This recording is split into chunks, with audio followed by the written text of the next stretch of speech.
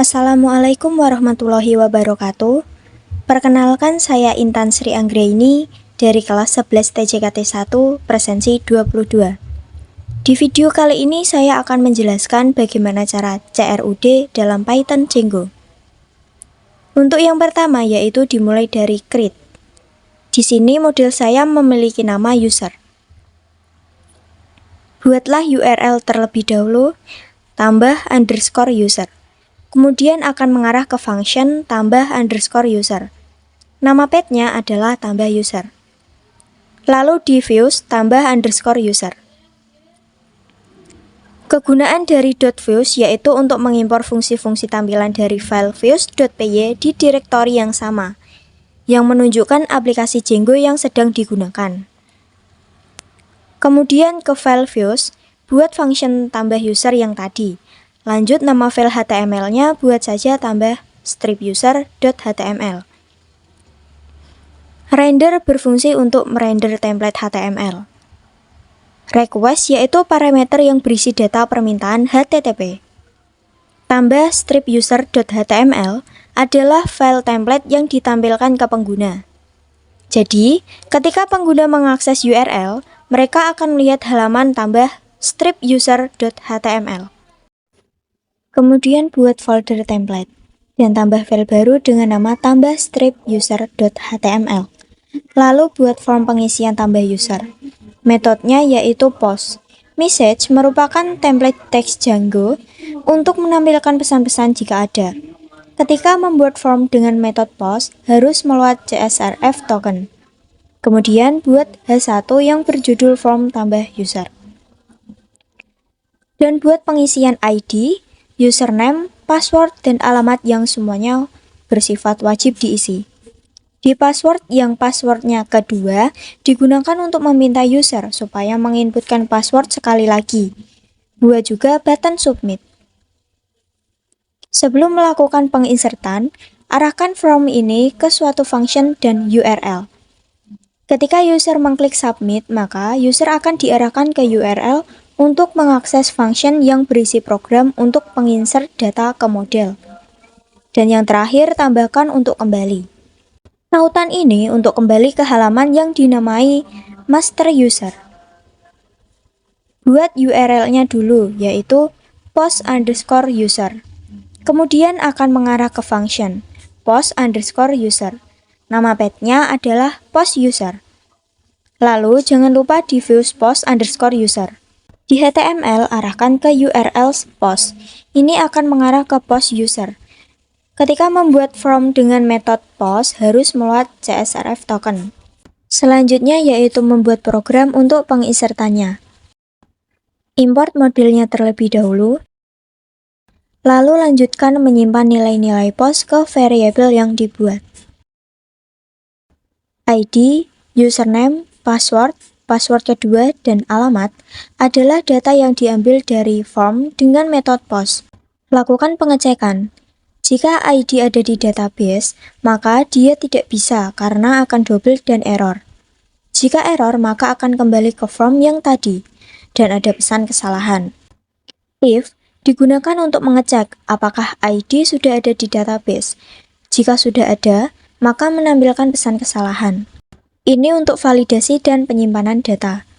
If password sama dengan password kedua, yang digunakan untuk memastikan kedua password cocok.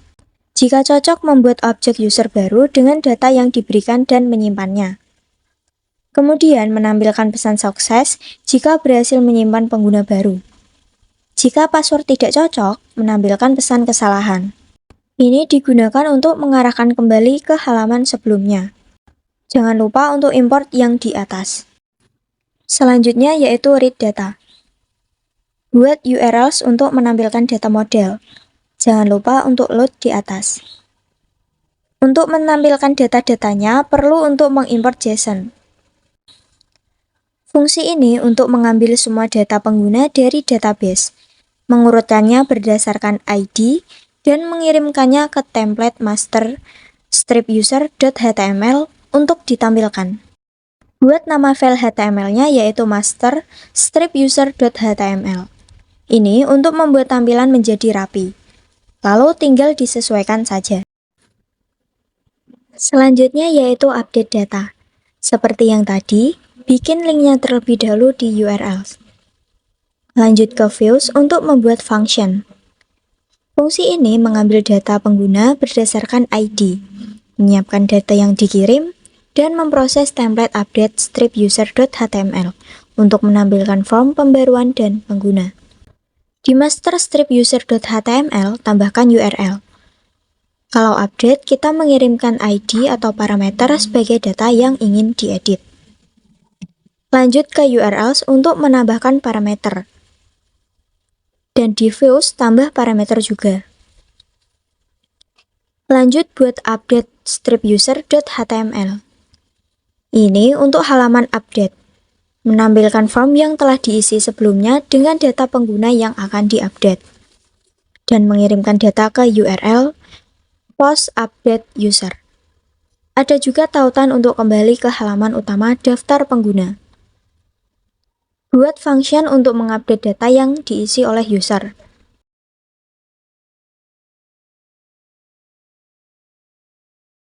Di action, arahkan function yang telah kita buat. Dan yang terakhir yaitu delete. Buat dulu link di master strip user.html. Lalu buat path. Buat di view juga. Fungsi ini untuk menghapus pengguna berdasarkan ID, menampilkan pesan, dan kemudian mengarahkan pengguna kembali ke halaman sebelumnya. Untuk menjalankan server web, pertama yang harus dilakukan yaitu menuju ke terminal, kemudian ketikkan python manage.py run server. Lalu klik saja follow link, dan ini sudah berada di webnya. Silakan tambahkan / tambah underscore user di URL-nya. Isikan dengan lengkap, mulai dari ID, username, password, password kedua, dan alamat.